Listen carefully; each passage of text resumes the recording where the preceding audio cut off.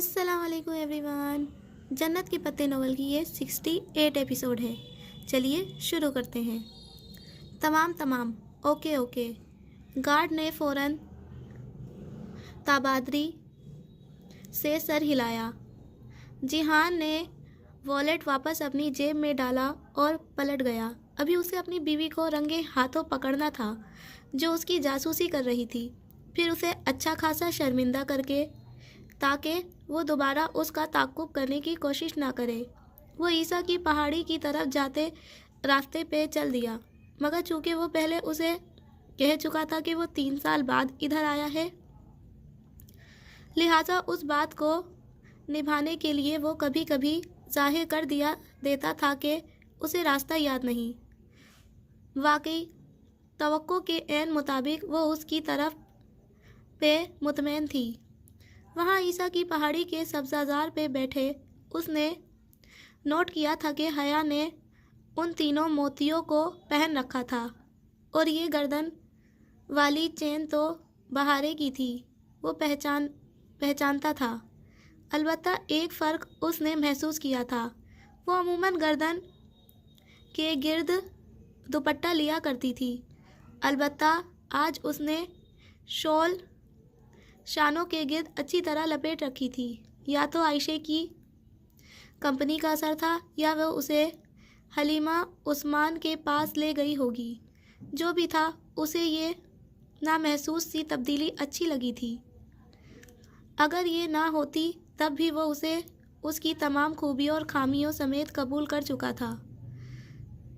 जब उधर बैठे हया ने उससे कभी जलने का ज़ख्म महसूस करने का पूछा तो लम्हे भर में जेल में बैठे वो तारीक दिन और अंधेरी रातें उसके जहन में उमड़ आई, मगर वो बात टाल गया। उसे अपने ज़ख्म दिखाकर हमदर्दी हासिल करने का शौक़ हरगिज़ नहीं था। वो उससे बातें करते हुए दूर अलाव के पास बैठे लड़कों के ग्रुप को देख रहा था। इसी में एक लड़का उसका दोस्त था। अभी मुलाकात में वक्त था, मगर वो वहीं से उसे पहचान गया था। उस लड़के की उम्र कम थी, शायद 25 बरस। उसके लिए वो एक जूनियर एजेंट ही था, जूनियर मगर बहादुर और ज़हीन। उसको पाकिस्तान जाना था और जिहान से कुछ चीज़ें लेकर जाना था।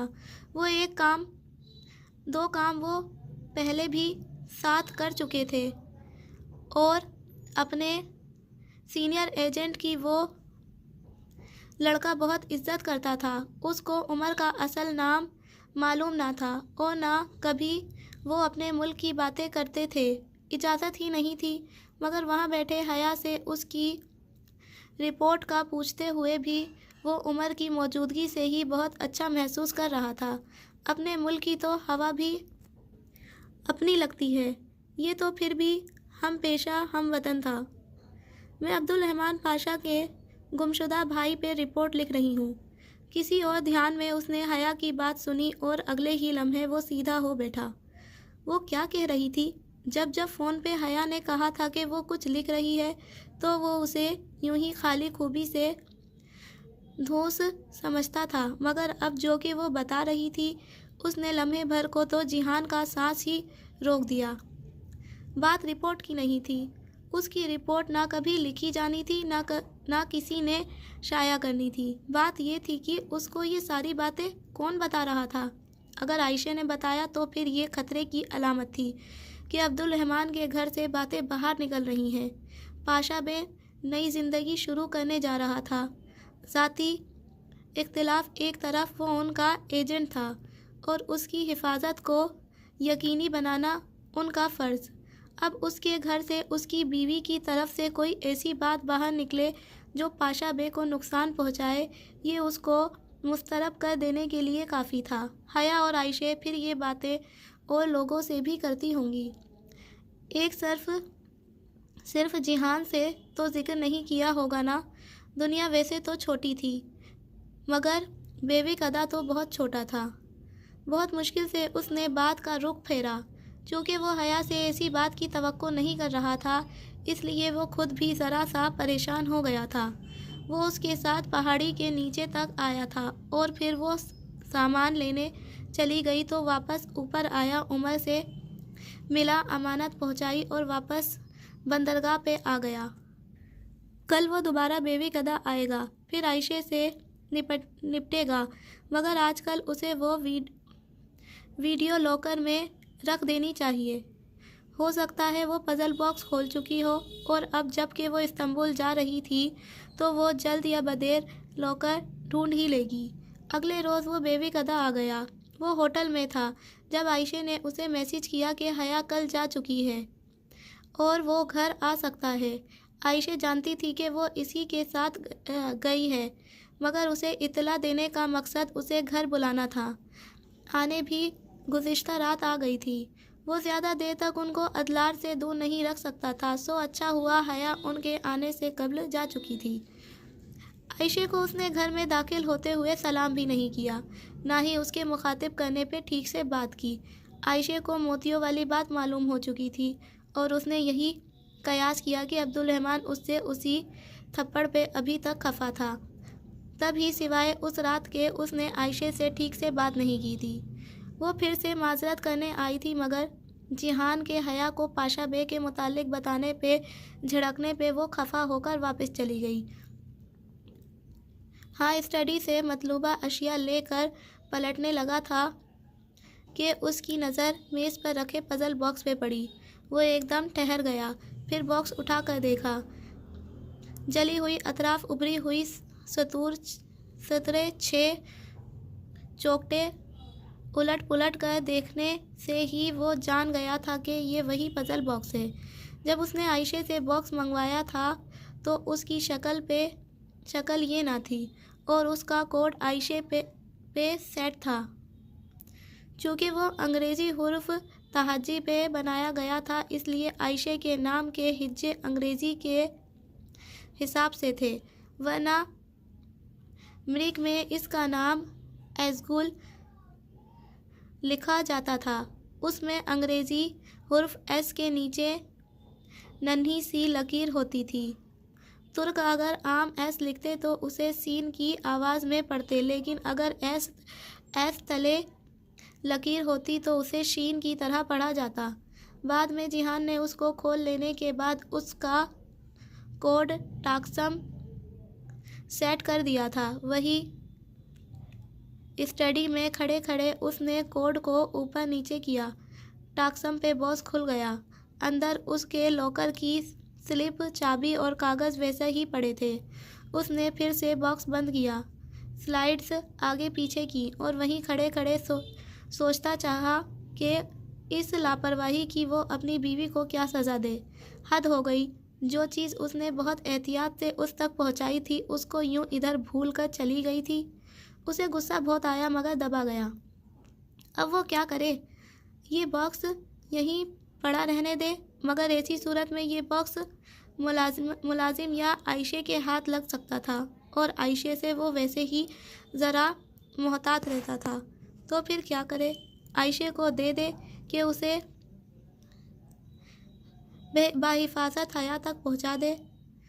جو بھی تھا، عائشہ ایک ایماندار لڑکی تھی، امانت کو کھول کر نہیں دیکھے گی۔ مگر نہیں، ہاشم نے باکس بنواتے وقت یہی کہا تھا کہ عبدالرحمن کو اس بات کی خبر نہیں ہونی چاہیے۔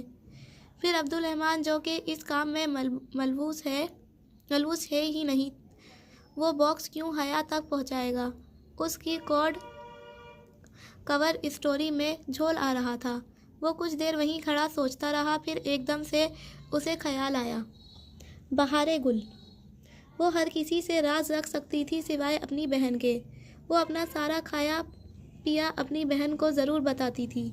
اس نے ذہن میں ایک لاہے عمل ترتیب دیا اور باکس پکڑے باہر آ گیا۔ یہ تو حیا کا ہے۔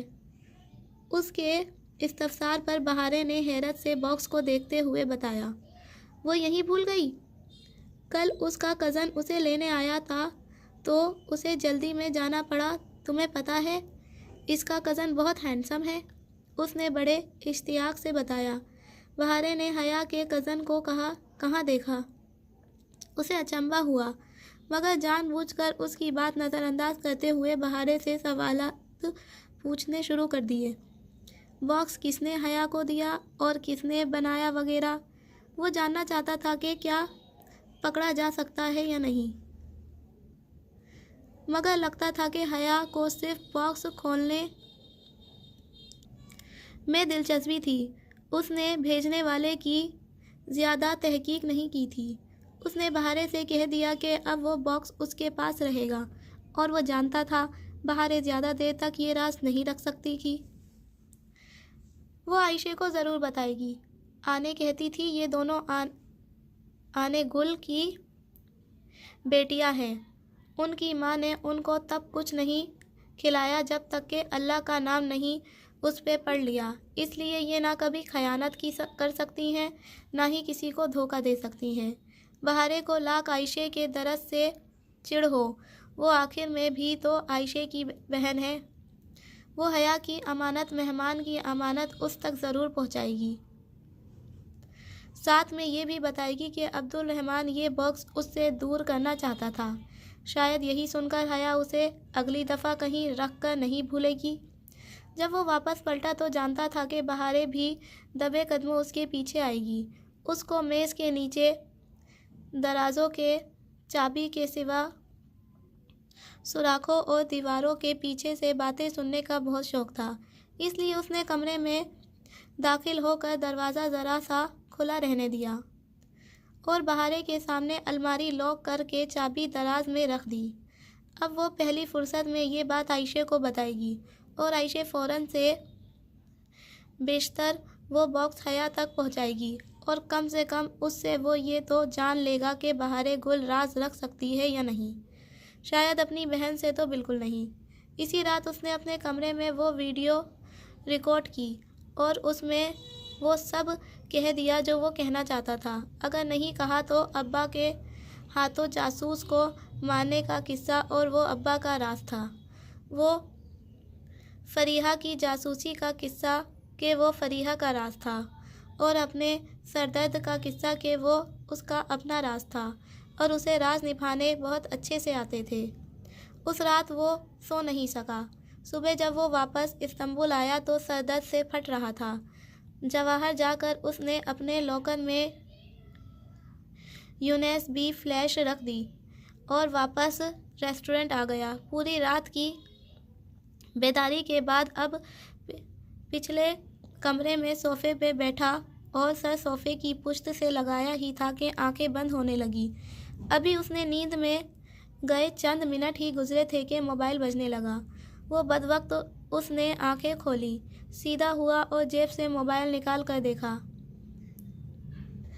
ایکسچینج اسٹوڈنٹ کال کر رہی تھی۔ ایک تو یہ ایکسچینج اسٹوڈنٹ ٹھیک سے چین بھی نہیں لینے دیتی۔ ایک لمحے کے لیے جیہان نے سوچا کہ نظر انداز کر دے، پھر پتہ نہیں کیوں وہ کر نہیں سکا اور کال اٹھا لی۔ آپ کا مطلوبہ نمبر اس وقت سو رہا ہے، برائے مہربانی کافی دیر بعد رابطہ کریں، شکریہ۔ وہ بولا تو اس کی آواز خمار آلود تھی۔ جیہان اٹھو اور میری بات سنو، وہ بہت جھلا کر کہہ رہی تھی۔ وہ چاہتی تھی جیہان ابھی اسی وقت ٹاکسم میں مرمرا ہوٹل پہنچے۔ سلیمان ماموں کے کوئی دوست آئے ہوئے تھے۔ وہ سخت کبیدہ خاطر ہوا۔ میں نہیں آ رہا، مجھے آرام کرنے دو۔ جواب میں وہ بے حد خفا ہوئی اور اپنا پسندیدہ جہنم میں جاؤ بول کر فون رکھ دیا۔ جیہان نے پھر سے سر صوفے کی پشت سے ٹکا کر آنکھیں موند لیں، مگر اب نیند کا آنا ناممکن تھا۔ کچھ دیر بعد حیا کا پھر سے میسیج آیا۔ وہ اسے بلو ماسکیو بلا رہی تھی۔ اس کو جوابی ٹیکسٹ کر کے وہ اٹھا، شرٹ بدلی، منہ پہ چھینٹے مارے اور چابی اٹھا کر ریسٹورنٹ سے باہر آ گیا۔ حیا نے میسیج پہ بلو ماسکیو کا کہا تھا، اور نیلی مسجد کے باہر سبزہ زار پہ نصب بینچوں پہ ہی وہ اسے دور سے نظر آ گئی۔ ایک لمحے کے لیے وہ اسے واقعی پہچان نہیں پایا تھا۔ حیا نے سر پہ دوپٹہ لے رکھا تھا، گہرے سبز رنگ کا دوپٹہ، جس کو وہ مستقل چہرے کے گرد ڈھک رہی تھی۔ چونکہ اسے دوپٹہ لینے کی عادت نہیں تھی، اس لیے وہ بار بار سر سے پھسلتا جا رہا تھا۔ نیلی مسجد کے باہر कबूतरों पर फड़फड़ाते हुए उड़ रहे थे। कितनी ही देर तो वो उस मंजर को ठहर कर देखता रहा। एकदम से उसे कुछ याद आया था। जब वो इंडिया में था और उस बुक स्टॉल के साथ वो लड़की मिली थी जिसे जाहिर है कि उसके अपनों ने ही भेजा था, और वो उसे उस ऑफिसर का नाम दिखाएगी जो उसकी मदद करेगा। वो बाद में उसी की मदद से वो जेल से फरार हुआ था। उस लड़की के सर पे भी ऐसे ही सफ़ेद दुपट्टा था। खूबसूरत, बहुत खूबसूरत, जैसी आला अली करामत की मम्मी थी, जैसे आने गुल की बेटियां थी, और जैसी अब उसकी बीवी थी। यही तो चाहा था उसने कि उसकी बीवी ऐसी हो। भले वो चेहरा ना ढके मगर बाकी हर तरह से खुद को ढके, और आज उसकी सारी ख्वाहिशात पूरी हो गई थी। उसको भी एक मरहा जमीला मिल गई थी, और तभी उसकी निगाह हया के मुकाबिल बैठे नौजवान पे पड़ी। वो रेस्टोरेंट से वो फ्राई पैन क्यों नहीं लाया? आखिर ये शख्स यहाँ क्या कर रहा था? एक लम्हे को उसे शदीद गुस्सा चढ़ा, मगर जब उसने दोबारा हया को देखा तो जैसे बहुत से मनाजिर उस एक मंजर की रोशनी में गायब हो गए। दावर की मेहंदी की वीडियो, हया का उस कार में बैठना, बारिश में सुर्ख कोट में टाक्सम पे चलती लड़की, सारे मंजर गायब हो गए, ऐसे जैसे वो कभी थे ही नहीं। पीछे सिर्फ एक मंजर बचा, बार बार चेहरे के गिर्द दुपट्टा ठीक करती खफा और उदास सी बैठी लड़की, जो ज़रा गुस्से से सामने बैठे शख्स को कुछ कह रही थी। जब वो उनके करीब आया तो वो चौंकी और एकदम उसका चेहरा जैसे खिल उठा। वो हैरान थी और खुश भी। वो इतनी बेइख्तियार होकर उठी कि मोबाइल, जो शायद उसकी गोद में था, ज़ोर से नीचे गिरा। जिहान, ये अब्बा के दोस्त के बेटे, वो तारुफ करवाने लगी। अब वो क्या बताता कि वो उस आदमी को पहले से जानता है, मगर वलीद को वो ज़रूर कुछ बताना चाहता था। सुलेमान मामू और हया से बहुत ही अपनायत से बात करने के बाद उसने लगारी साहब की सवालिया निगाहों के जवाब में मुस्कुराते हुए ही अपनायत से सारे रिश्तों की वजाहत एक फ़िक्रे में दे दी। मैं जिहान सिकंदर हूँ, सुलेमान मामू का भांजा और हया का हस्बैंड। और ये एक फ़िक्रे ने उसके अपनों को जो हैरत भरी खुशी अता की, उससे सुलेमान मामू का भांजा और हया का हस्बैंड बिला आखिर ये बात जान गया कि वो सब ये रिश्ता चाहते थे। सारी नाराज़गियाँ दूर हो गईं, सारे गिले ख़त्म हुए। उसने अपनी बीवी को उस शख्स के सामने मान दिया जिसके और उसकी बीवी के दरमियान कभी कुछ नहीं रहा था, हो ही नहीं सकता था। शाम को जब मामू और मम्मी लॉन्च में थे, वो किचन में हया की मदद करवा रहा था। तब उसने हया का प्लान जानने की कोशिश की। वो उसे तुर्की से भेजना चाहता था, मगर हया ने अभी कुछ तय नहीं किया कि उसे तुर्की में रहना है या दूसरे मुल्क। मम्मी और अब्बा को वो लंदन में सेटल कर रहा था। अगर हया लंदन जाने पे राज़ी हो गई तो वो उसे उनके साथ लंदन भेज देगा, लेकिन अगर वो नहीं राज़ी होती तो वो दूसरा तरीका इस्तेमाल करेगा। शाम में उनकी मंगनी हुई। मम्मी को जैसे पता चला कि उसने सबके सामने ये इतराफ़ किया है कि वो बहुत खुशी से 2 अंगूठियाँ निकाल लाईं जो उन्होंने उस मौके के लिए बहुत अरसे से संभाल रखी थी। वो वाकई उस रोज़ मुतमईन था। जब रात में वो मामू को छोड़कर घर वापस आया तो उसका इरादा अपनी बीवी के साथ अच्छी सी कॉफ़ी पीने और कोई अच्छी सी मूवी देखने का था। फैमिली वाला एहसास बहुत अरसे बाद दिल में जागा था और वो उस एहसास को जीना चाहता था, मगर उससे कबल हया ने उसे बुरी खबर सुना दी। तुम्हारे लिए फ़ोन आया था, कोई लड़की थी, नाम तो नहीं बताया, मगर कह रही थी कि तुम्हारा पार्सल उसे नहीं मिला, किसी गलत एड्रेस पे चला गया है और किसी ने वाक़यतन उसका सांस रोक दिया। उसका घर एक सेफ हाउस के तौर पे इस्तेमाल होता था। वो जानता था वहाँ शाम से एक कॉन्टैक्ट की कॉल ही आ सकती थी और उसको पार्सल ना मिलने का मतलब बहुत वाज़ा था। जो कुछ اس نے یہاں سے بھیجا تھا واپس نہیں پہنچا تھا، بلکہ کسی غلط ایڈریس پہ چلا گیا تھا۔ اس نے ایک سیکنڈ کے 1000ویں حصے میں پیغام کو ڈیکوڈ کیا۔ اس کا بھیجا ہوا لڑکا عمر واپس نہیں پہنچا تھا، بلکہ گرفتار ہو گیا تھا، تو یقیناً بہت ایمرجنسی سچویشن تھی، اس لیے پیغام اس کے گھر چھوڑ دیا گیا تھا۔ عین ممکن تھا کہ پیغام جس نے بھیجا ہو وہ بھی جلدی جلدی اپنی جگہ سے پیک اپ کر کے نکل رہی ہو۔ خدایا، یہ کیا ہو گیا تھا؟ اس کا لڑکا پکڑا گیا تھا۔ جیل، تشدد، اذیت، اس کی ہر طرف وہی تنگ و تاریک سیل چھانے لگا۔ ایسے میں کافی، مووی سب فضول تھا۔ پوری رات وہ اسی صوفے پہ بیٹھا ہینڈلر کی کال کا انتظار کرتا رہا، مگر کال نہیں آئی۔ 2 راتوں کے بے خوابی کے باعث صبح تک اس کی آنکھیں سرخ پڑنے لگی تھیں، مگر وہ وہیں بیٹھا رہا۔ ہر کوئی جیل سے فرار نہیں ہو پاتا۔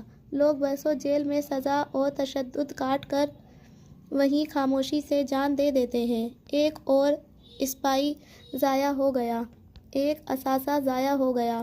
اس کی اذیت کی کوئی حد نہ تھی۔ اس سارے میں حیا کا خیال اس کے ذہن سے بالکل نکل گیا۔ صبح ہوتے ہی وہ واپس چلی گئی۔ جیہان نے روکا بھی نہیں، اس کے پاس کرنے کو بہت سے دوسرے کام تھے۔ اگلے روز بیبی کدا چلا گیا۔ حیا، پزل باکس، جواہر کا لاکر، اس نے سب کچھ ذہن سے جھٹک کر خود کو ہوٹل گرینڈ میں مصروف کر لیا۔ ریسٹورنٹ میں اس نے بتا دیا تھا کہ اگر اس کی دوست حیا شام میں آئے تو کہنا جیہان جلدی اٹھ کر چلا گیا ہے، اگر صبح آئے تو کہنا وہ آج آیا ہی نہیں۔ چند روز وہ واقعی نہیں آئی۔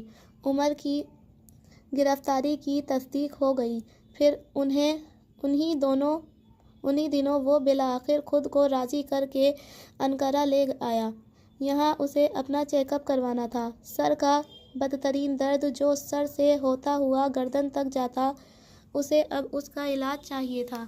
جیل سے رہا ہونے کے بعد اس نے گردن کے ایک طرف کا MRI کروایا تھا، مگر برین MRI اس نے نہیں کروایا تھا۔ اپنا درد اس نے ہر جگہ چھپایا تھا، تب اتنی تکلیف ہوتی بھی نہیں تھی۔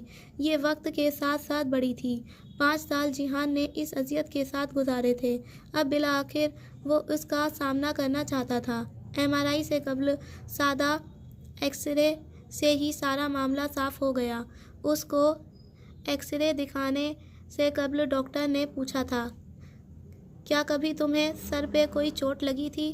کوئی ایکسیڈنٹ جس میں سر کی کسی چیز سے ٹکرایا ہو؟ ہاں، میری لڑائی ہو گئی تھی کچھ لوگوں سے۔ انہوں نے میرے سر پر کچھ تلے کی طرف سے چیز سے مارا تھا، جس سے سر سے خون بھی نکلا تھا، مگر خون اتنا زیادہ نہیں تھا۔ آنکھ کے قریب زخم سا ہوا تھا، جس سے تھوڑا سا خون نکل کر کنپٹی تک ہی گرا تھا۔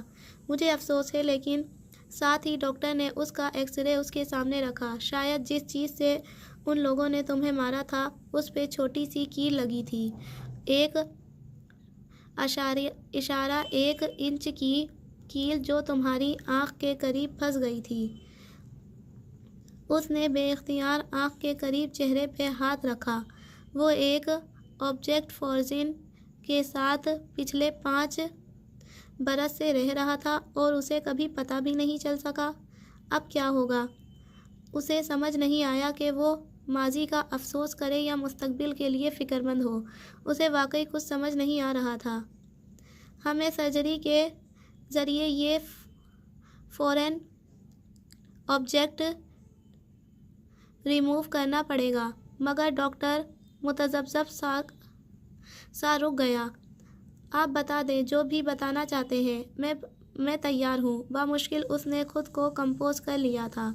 دیکھو، میڈیکل ہسٹری میں بہت سے ایسے کیسز آئے ہیں جس میں لوگ برسوں فورن انجیکٹ کے ساتھ رہتے ہیں اور انہیں علم بھی نہیں ہوتا۔ وہ آدمی جس کے گلے کے قریب چاقو کا پھل، اور میرا مطلب ہے واقعی چاقو کا پھل घुस गया था। 4 बरस तक उसको इल्म ही न हो सका कि उसके गले में कुछ है। और जर्मनी की एक औरत 30-35 बरस तक अपने ब्रेन में 8 सेंटीमीटर लंबी पेंसिल लिए रही। सर्जरी से ऐसी बहुत सी चीज़ें निकाली जा रही हैं, मगर वो फिर रुका। ये नन्ही सी कील तुम्हारी ऑप्टिक नर्व्स के बिल्कुल साथ फंसी है। चंद मिलीलीटर भी आगे पीछे होती तो तुम अंधे हो जाते। अब इस सर्जरी का कम से कम मैं रिस्क नहीं लूँगा। इसकी कामयाबी का चांस कम और तुम्हारे अंधे होने का चांस ज़्यादा है। वो खामोशी से आदतन निचला लब दांत से दबाए सुनता गया। कभी वो सोचता था वो बहुत खुशकिस्मत है कि वो बगैर किसी मुस्तकिल इंजरी के जेल से बाहर आ गया और फ़ौज के लिए नाकारा नहीं हुआ, मगर वो गलत था। जेल अफसरान ने उससे पहले दिन कहा था कि कोई इस जेल से मुर्दा या अपाहिज हुए बगैर नहीं जाता। वो ठीक कहते थे, वो बिल्कुल ठीक कहते थे। फिर मैं क्या करूं? बहुत देर बाद उसने पूछा। डॉक्टर ने नफ़ी में सर हिलाया। तुम दूसरी राय के लिए किसी और के पास जा सकते हो। बाहर चले जाओ, जर्मनी बेहतर होगा। यकीनन कोई मुझसे अच्छा सर्जन ये रिस्क लेने पे तैयार हो जाएगा। वो रात बहुत तकलीफ दे थी। एक तरफ ये सर दर्द और अब नक्सड़ी फूटना, और दूसरी तरफ अंधेरे होने का खदशा। वो किसका इंतखाब करे? क्या इस कील को सर में पड़े रहने दे या फिर निकलवाने का खतरा मोल ले ले? और अगर वो अंधेरा हो गया या अपाहिज तो क्या होगा? करियर ख़त्म, मुल्क की खिदमत ख़त्म, हुकूमत का लाखों रुपया खर्च करके उसकी तरबियत दिलाना ख़त्म, ज़िंदगी ख़त्म। सुबह वो सीधा रेस्टोरेंट आया। आज पहली दफ़ा उसका दिल किसी काम में के लिए नहीं चाह रहा था। ज़िंदगी पहले भी बेयकीन थी, मगर अब तो मज़ीद बेयकीन हो गई थी। करियर का ख़त्म होना उसके लिए ज़िंदगी के ख़त्म होने के बराबर था, मगर फिर भी वो ये रिस्क ले गया। खतरा लिए बगैर भी कोई ज़िंदगी होती है भला? जिहान भाई, वो आपकी दोस्त आई थी रात को। काउंटर पे जेजुकी बैठने वाले लड़के ने बताया तो वो चौंका। हया क्या कह रही थी? अपनी दोस्त के साथ आई थी। आपका पूछा फिर चली गई। काफ़ी देर बाद दोनों दोबारा आई। उनके शायद कोई पीछे लगा हुआ था। उन्होंने बैकडोर का रास्ता मांगा। फिर वो वहीं पेंट्री में बैठी रही। 1:15 बजे वो पीछे से निकल गई। और पाशा भी आए थे। अब की बार वो बुरी तरह चौंका। क्या कह रहा था वो? आपका इंतज़ार करते रहे, यहीं दरवाजे के पास कुर्सी पे बैठे रहे। अच्छे मूड में नहीं थे, आपसे मिलना चाहते थे। क्या वो दोनों लड़कियां उसकी मौजूदगी में आई थीं? बहुत दिन अपने मसलों में उलझने के बाद आज उसे फिर हया की फ़िक्र हो रही थी। जी, वो दोनों दरवाजे के पास खड़ी बातें कर रही थीं। वो साथ ही बैठे थे। उन्होंने चेहरे के आगे अखबार कर रखा था। मुझे नहीं लगता कि दोनों ने एक दूसरे को देखा होगा। जब वो दूसरी दफ़ा आए तब तक वो जा चुके थे। अच्छा, वो मुतमईन होकर अंदर चला गया। पाशा ने हया को देख भी लिया हो तो तब भी वो हरगिज़ नहीं जान सकता था कि वो जिहान की बीवी है। उसे जानना भी नहीं चाहिए था। कमज़ोरियों को कैसे पकड़ा जाता है जिहान से बेहतर कौन जान सकता है। इसलिए कोई उसकी कमज़ोरी पकड़े वो नहीं चाहता था। बस अब वो जल्द अज जल्द हया को यहाँ से भेज देगा। इस्तांबुल गैर महफूज था, कम से कम उसकी फैमिली के लिए, मगर उसे वापस भेजने से कबल ज़रूरी था कि वो अपना पज़ल बॉक्स खोल ले, और लॉकर भी। वहाँ मौजूद गार्ड को उसने हिदायत दे दी थी कि जब भी कोई 9 नंबर का लॉकर खोलने आएगा, गार्ड उसके 1 नंबर पे मैसेज कर दे। चंद पैसे लेकर गार्ड उस काम के लिए राज़ी हो गया था, और अभी तक लॉकर खोलने कोई नहीं आया था। जब वो दोबारा बेवेकदा गया तो उसने अपनी अलमारी चेक की। उसमें पज़ल बॉक्स नहीं था। वो आयशे ने रख लिया था या वापस हया तक पहुंचा दिया गया था, यही पूछने के लिए उसने बहारे को बुलाया। वो सर झुकाए ऊपर आई और साफ साफ बता दिया कि पज़ल बॉक्स उसने हया को दे दिया है। चंद लम्हे वो कुछ नहीं कह सका। اس کا اندازہ ٹھیک تھا۔ بہار گل عائشہ سے رات نہیں رکھ سکتی تھی۔ یقیناً اس نے سب سے پہلے عائشہ کو بتایا ہوگا۔ اس نے بہار پہ غصہ نہیں کیا، غصے والی بات بھی نہیں تھی۔ وہ اس کے سامنے پنجے کے بل بیٹھا اور اس سے اپنے راز کے بارے میں پوچھنے لگا۔ پھر تو مجھے تمہارے دوسرے وعدے کا بھی اعتبار نہیں کرنا چاہیے۔ اور اب تو اسے اس وعدے کی پہلے سے بھی زیادہ ضرورت تھی۔ وہ اس پاک اسپائی کو جنازہ نہیں دے سکا تھا جس کو اس نے ابا کے ساتھ دفنایا تھا، مگر شاید بہار اس کو جنازہ دے سکے۔ یہ الگ بات تھی کہ کور بلو ہونے پر سب لوگ آپ کو پہچاننے سے بھی انکار کر دیتے ہیں، مگر بہار مصر تھی کہ ایسا نہیں ہوگا۔ پورا ادلار بلکہ پورا ترکی تمہیں چھوڑ دے مگر بہار گل تمہیں کبھی نہیں چھوڑے گی۔ مگر بہار گل کے چہرے پہ شدید غصہ امڑ آیا جب جیہان نے بہار کی نئی دوست کا ذکر کیا۔ وہ حیا کو بہت پسند کرتی تھی مگر عبدالرحمن اس میں دلچسپی رکھتا تھا۔ یہ بات اس کو پسند نہیں تھی۔ وہ اپنے کزن کو پسند کرتی ہے اور اس کا کزن بہت ہینڈسم ہے۔ اس نے اپنے تئیں عبدالرحمن کو مقابلے کا احساس دلایا۔